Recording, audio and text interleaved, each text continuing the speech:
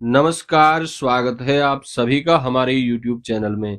आज के इस वीडियो में आप श्रवण करेंगे विनायक चतुर्थी व्रत कथा।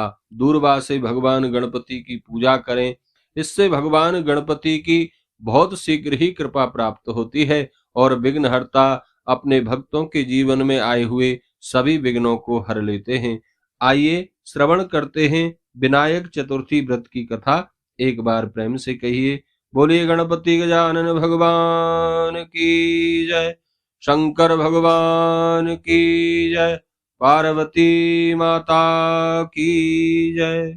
बंधुओं, वैसे तो गणेश चतुर्थी व्रत की बहुत सी कथाएं प्रचलित हैं, लेकिन शास्त्रों में एक बेहद प्रचलित कथा जिसको मैं आपको यहाँ सुना रहा हूँ, ध्यान पूर्वक श्रवण करें।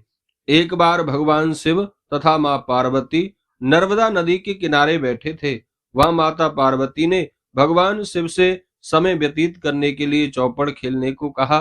भगवान शिव चौपड़ खेलने के लिए तैयार हो गए, परंतु इस खेल में हार जीत का फैसला कौन करेगा, यह प्रश्न उनके समक्ष उठा तो भगवान शिव ने कुछ तिनके एकत्रित कर उसका एक पुतला बनाकर उसकी प्राण प्रतिष्ठा कर दी और पुतले से कहा, बेटा, हम चौपड़ खेलना चाहते हैं, परंतु हमारी हार जीत का फैसला करने वाला कोई नहीं है, इसलिए तुम बताना कि हम दोनों में कौन जीतता है। उसके बाद भगवान शिव और माँ पार्वती का चौपड़ खेल शुरू हो गया।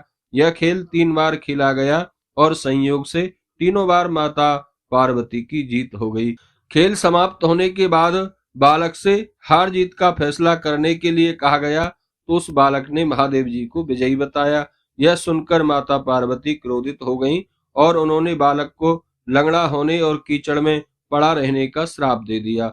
बालक ने माता पार्वती से माफी मांगी और कहा कि यह मुझसे अज्ञानतावश हुआ है, मैंने किसी द्वेष भाव से ऐसा नहीं किया।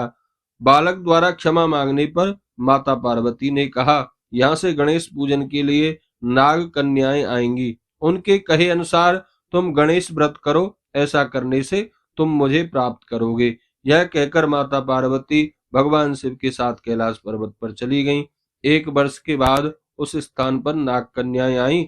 तब नाग कन्याओं से श्री गणेश भगवान के व्रत की विधि मालूम करने पर उस बालक ने 21 दिन लगातार गणेश जी का व्रत किया। उसकी श्रद्धा से गणेश जी महाराज प्रसन्न हो गए। उन्होंने बालक को मनोवांछित फल मांगने के लिए कहा।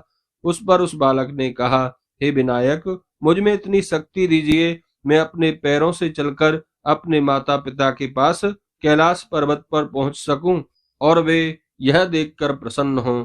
तब बालक को वरदान देकर श्री गणेश जी अंतर ध्यान हो गए। इसके बाद बालक कैलाश पर्वत पर पहुंच गया और कैलाश पर्वत पर पहुंचने की अपनी कथा उसने भगवान शिव को सुनाई। चौपड़ वाले दिन से माता पार्वती भी शिव जी से विमुख हो गई थी। देवी के रुष्ट होने पर भगवान शिव ने भी बालक के बताए अनुसार 11 दिनों तक श्री गणेश जी का व्रत किया। इस व्रत के प्रभाव से माता पार्वती के मन से भी भगवान शिव के प्रति जो नाराजगी थी वह समाप्त हो गई। तब यह व्रत विधि भगवान शंकर ने माता पार्वती को बताई। यह सुनकर माता पार्वती के मन में भी अपने पुत्र कार्तिकेय से मिलने की इच्छा जागृत हुई। तब माता पार्वती ने भी 21 दिन तक श्री गणेश जी का व्रत किया तथा दूर्वा, फूल और लड्डुओं से गणेश जी का पूजन अर्चन किया। व्रत के 21वें दिन कार्तिकेय जी स्वयं माता पार्वती से मिलने आ गए। उस दिन से श्री गणेश चतुर्थी का यह व्रत समस्त मनोकामनाओं को पूर्ण करने वाला माना जाता है। इस व्रत को करने से मनुष्य के सारे कष्ट दूर होकर उन्हें संसारिक सुखों की प्राप्ति होती है। बोलिए गणपति गजानन भगवान की जय।